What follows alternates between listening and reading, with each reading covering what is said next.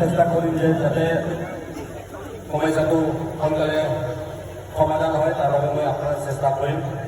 আৰু এটা কথা মই আপোনালোকক আজি ক'ব বিচাৰিছোঁ যে সময় থাকোঁতে যিকোনো কথা ক'ব লাগে। যে মই কাৰ্যকালটো মোৰ 5 বছৰ, এই 5 বছৰত বহুত নানান সমস্যা নানান অসুবিধাৰ সন্মুখীন হ'ম, কিন্তু সেই সন্মুখীন হোৱাত আপোনালোকে যাতে মোক সহায় সহযোগিতা কৰে তাৰ বাবে মই অনুৰোধ জনাইছোঁ।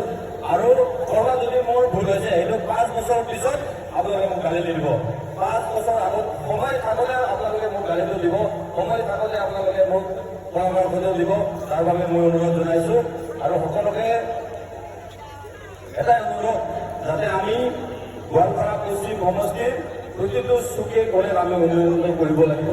আমাৰ মাননীয় মুখ্যমন্ত্ৰী বিশ্ব শৰ্মাৰ নেতৃত্বত আমি তৃতীয়বাৰৰ কাৰণে আমি অসমত চৰকাৰ গঠন কৰিব গৈ আছোঁ আৰু আমি একেলগে মিলি আমি গোৱালপাৰা পশ্চিমটো লাগিব।